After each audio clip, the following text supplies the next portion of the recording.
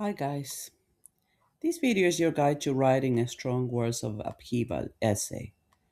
By the end of it, you will understand what the question is really asking, what's important in each of your three texts, and how to bring them together into one coherent argument. We're covering Frankenstein by Mary Shelley, Metropolis directed by Fritz Lang, and Gentileschi's painting Judith Beheading Holofernes. They are very three different texts. However, they have something important in common. Let's get into it. What does worlds of upheaval mean? Before you write a single word, you need to understand what this course is actually asking you to do. Every text we study presents a world, and in that world, something is being shaken, something's changing, being challenged, or falling apart. The composer, whether that's Shelley, Lang, or Gentileschi, wants you to look at what is being disrupted and why that matters. A strong essay will always do five things. First, it identifies what assumptions underpin the world. What does everyone in this text take for granted? Second, it looks at whose perspectives are represented and whose are silenced. Third, it asks what structures, social, scientific, political, are shown to be fragile or unstable. Fourth, it looks at the consequences of upheaval. What happens when the world is shaken? And fifth, uh, it analyzes what values the composer is critiquing or defending. On the right hand side of this slide, you'll see what the rubric is looking for.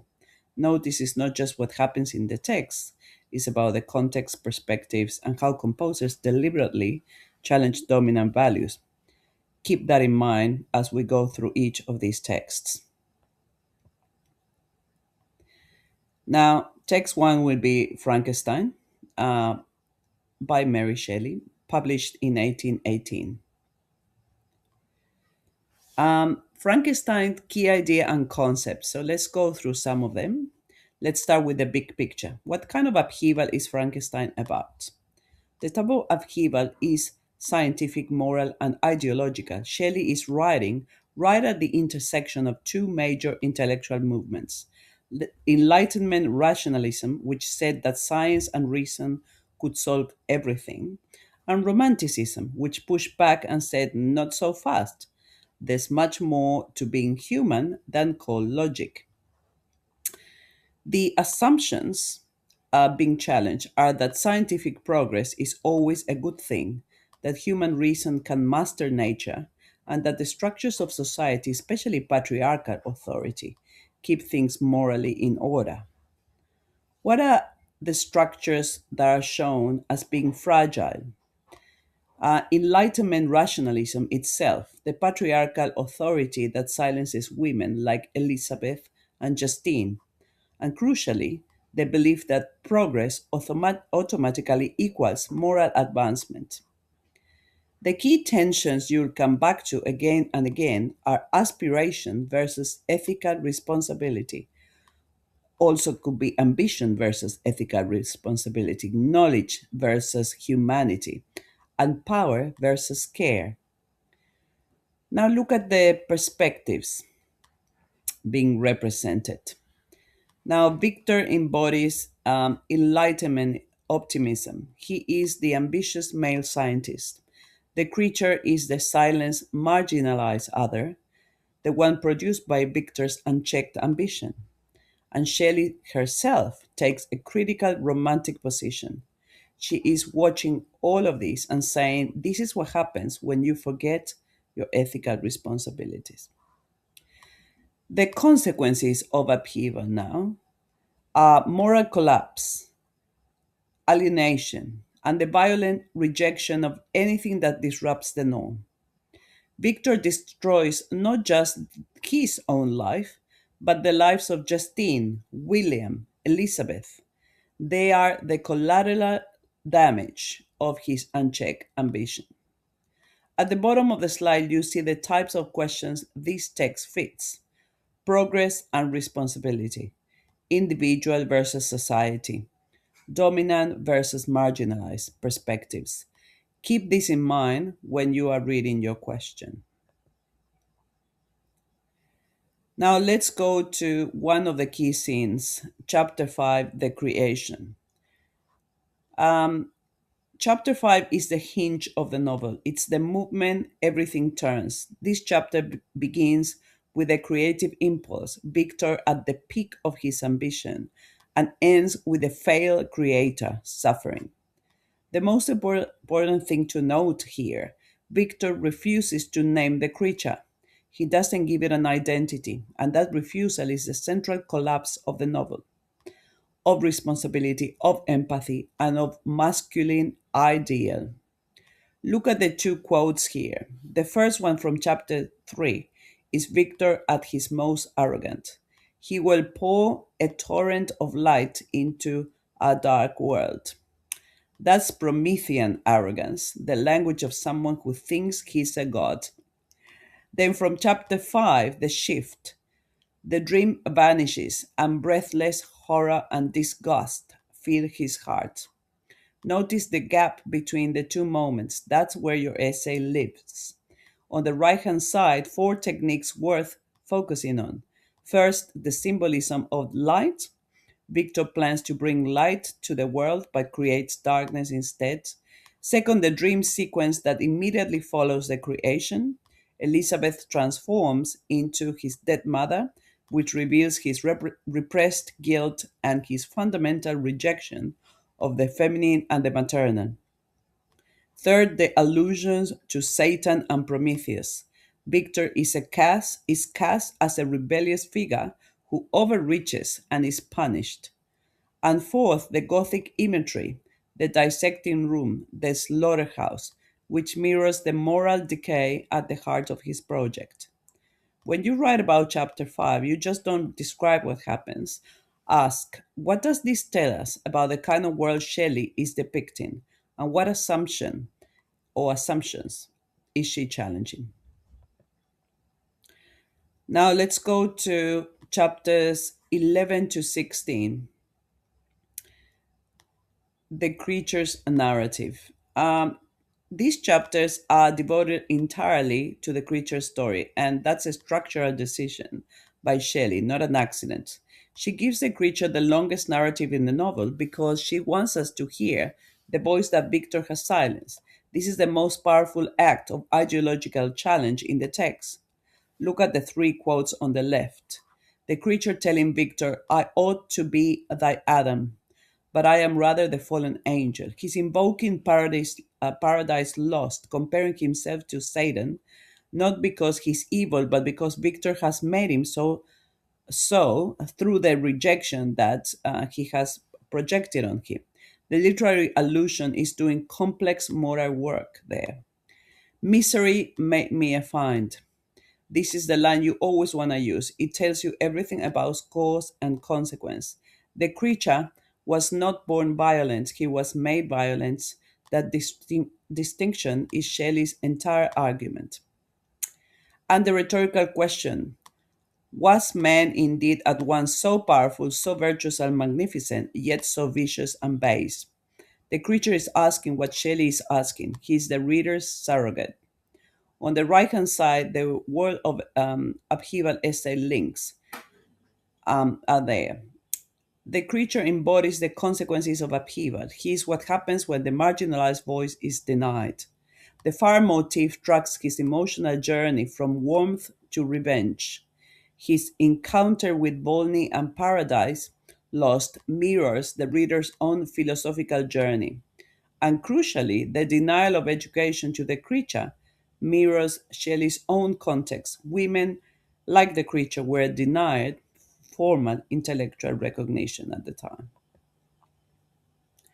Now let's move on to Metropolis, which will be your second paragraph. Okay, by Fritz Lang, and it came out in 1927, and it deals with industrial, technological, and socio-political upheaval.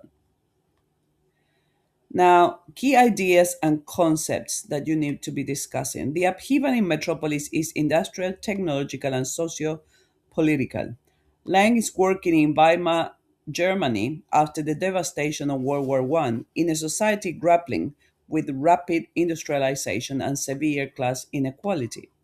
The assumptions being challenged here is that industrial progress automatically improves society, that technology increases human prosperity, and that a rigid class hierarchy is necessary and natural. The structures shown are fragile, okay, such as capitalism as a stable organizing system, the class hierarchy, and mechanized modernity as a definition of progress. By the end of the film, the city is flooded, the machines are destroyed, and the workers and elite are at each other's throat. Nothing was stable as it looked.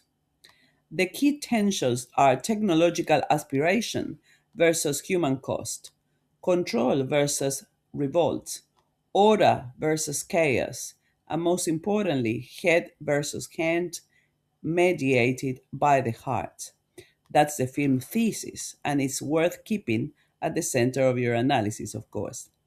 The perspectives are structured around three figures: Fredersen, the master of Metropolis, who views the workers as mechanical components, the workers who experience dehumanization and exploitation firsthand, and Lang himself, who uses the language of German expressionism to critique the capitalist assumptions underlining in this world. The consequences of upheaval are dehumanization of workers, revolutionary violence, social fragmentation, and a resolution that, as we will discuss, is questionable at best. Now, we can discuss a number of scenes, but here I've added the opening scene, okay, which goes from minute 1 to 13. The opening sequence is Lang's most powerful argument. Before a word of dialogue, he shows us the worker's dehumanization through pure visual language. Four techniques to focus on. Obviously, German expressionism um, is shown as the workers are trapped beneath a ceiling that curves and presses down on them. Body language, heads down, shuffling, signals defeat. No faces are visible. They have no individual identity. Montage and diegetic sound. The machine rhythm becomes the human rhythm. Men are extensions of machines. When the shift changes, the music shifts from triumphant to sinister. Lang uses sound to tell you how to feel about this progress. Juxtaposition. Workers underground are dehumanized, exhausted, then immediately the eternal gardens above, frivolous, erotic, carefree. The class divide is spatial, is visual, and obviously it is moral. The infertile deep beneath the earth. Even the written language mirrors this ideology. The underclass is literally and figuratively below. Look at the three quotes on the right. Where are the people, Father? Whose hands build your city? Of where they belong. This exchange between Freder and Fredersen captures the film's central conflict in 11 words. At the bottom of the slide, the World of Upheaval link. It says, Lang dismantles the assumption that progress is neutral. The juxtaposition of worlds exposes how technological advancement without empathy generates the very class conflict it claims to transcend. Another key scene is the scene of the catacombs, which is in minutes 50 to 63. This sequence is the ideological pivot of the film. Maria's sermon, the creation of the false Maria, and the orders to manipulate the workers. All of this happens here, and it's where the film's most important ideas come together. Three quotes to work with. Maria's sermon, head and hands need a mediator. The mediator between head and hands must be the heart. This is the film's central thesis. and is delivered by Maria standing on an altar surrounded by candlelight. She is coded as messianic and as a peacemaker. Frerses orders Rodwan, give the machine man the likeness of that girl. I shall sow a discord between them and her. This is where the film's critique of power becomes explicit. Fredersen doesn't suppress the workers through force, he manufactures a false version of their own prophet to mislead them. And the false Maria inciting revolt, who feeds the machines with their own flesh, let the machines die. This is rhetoric weaponized. The language that Maria used for peace is now inverted to incite violence. On the right, you have five World of Upheaval ideas to take from this scene.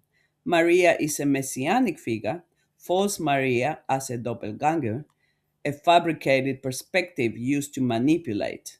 The power of language, the same words mean completely different things depending on who controls them.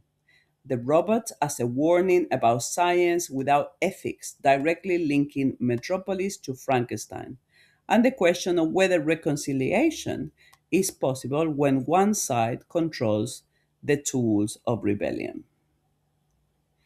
Okay, now we are moving to text three, which will be our related text. Okay, Judith beheading Holofernes, which was painted as a very famous artwork painted by Artemisia Gentileschi in 1614 to 1620.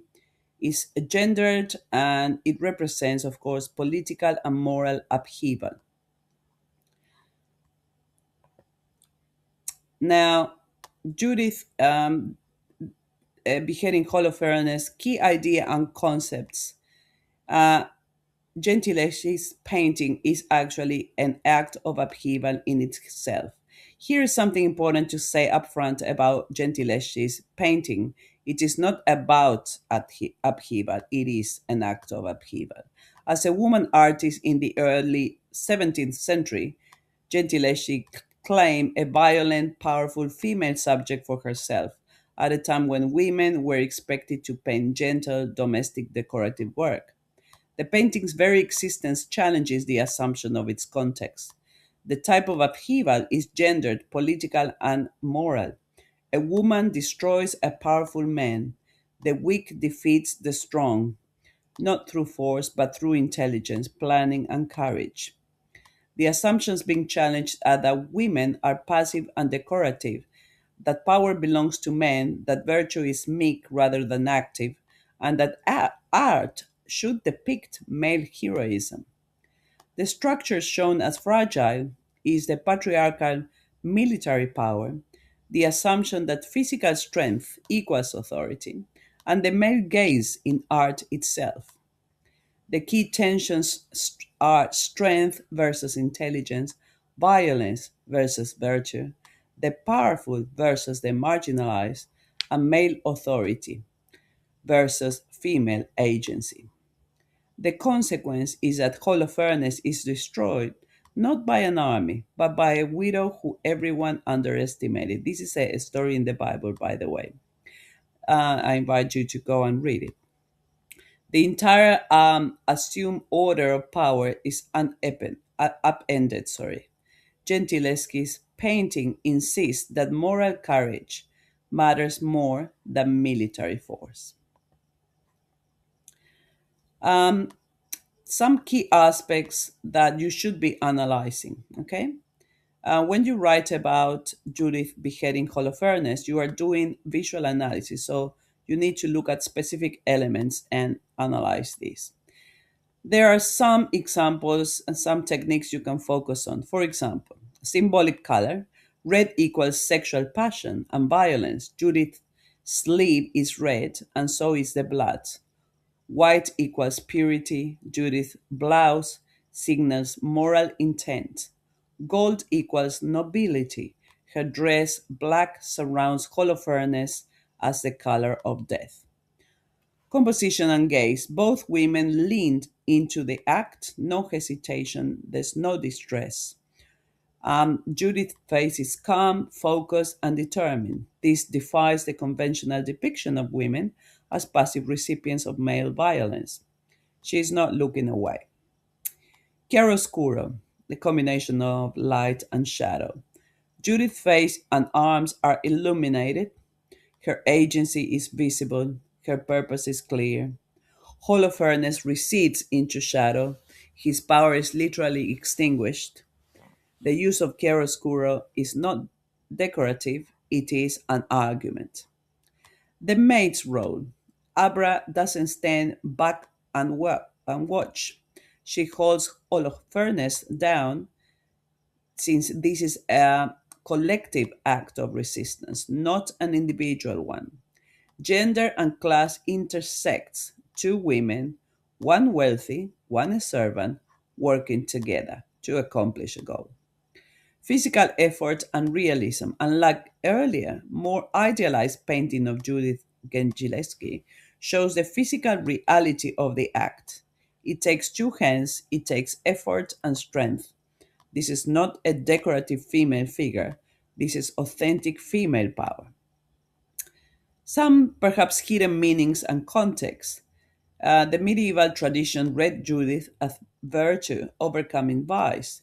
The Renaissance of the read her as as a dangerous female scheming. Gentileschi's reading is different. This is female heroism, Jewish patriotic resistance, and the triumph of intelligence over brute force.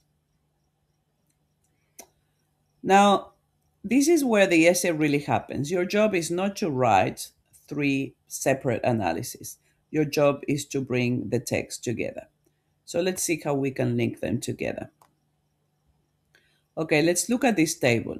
There are five different thematic ideas and how each of them are handled across the text. For example, so we have the other being marginalized. In Frankenstein, it's the creature.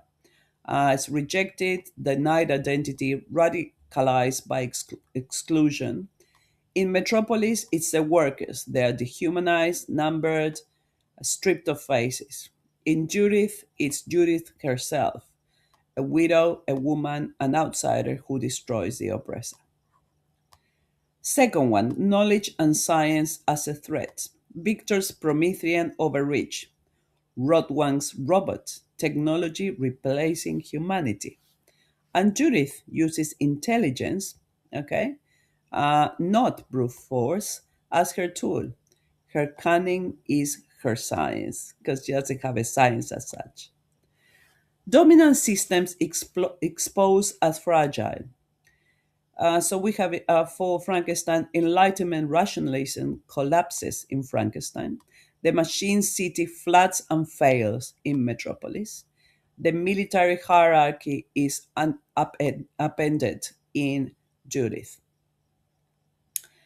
Female voices and agency. This is an interesting feminist reading of the text as well that you can always do. In Frankenstein, Elizabeth and Justine are silenced, passive victims. In Metropolis, Maria is manipulated, her message is distorted. In Judith, the reversal. She is active, determined, and successful. This is the upheaval of female passivity itself.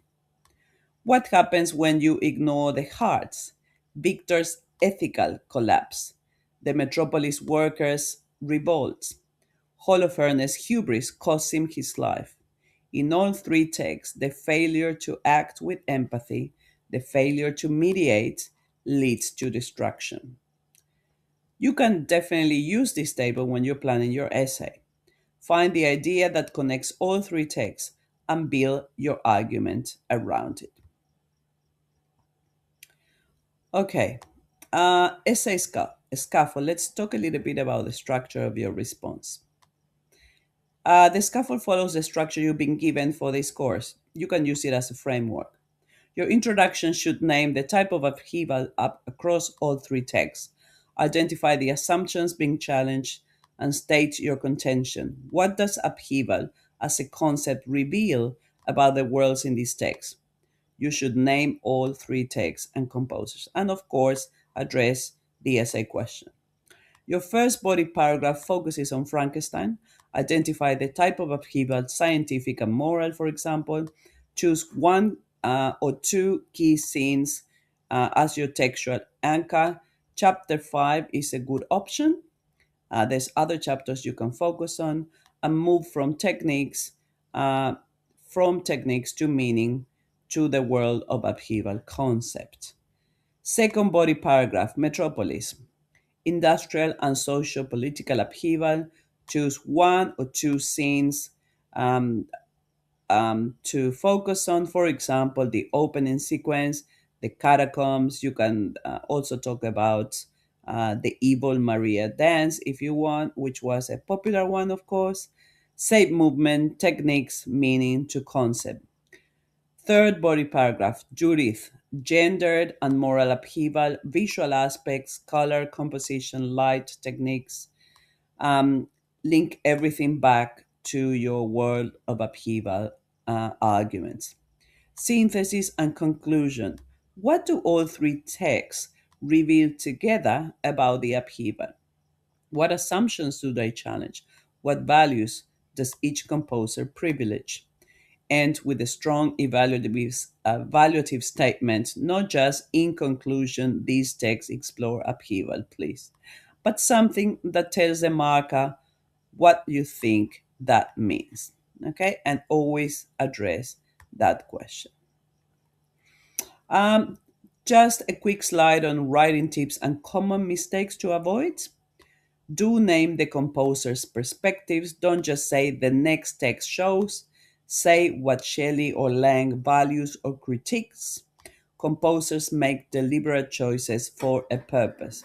Do identify whose perspective is privileged, who speak, who is silenced. That choice is ideological. Do connect technique to meaning to world of upheaval concept. Don't just name a technique. Explain what it does and why it matters for a world of upheaval. Do use the painting as a primary text.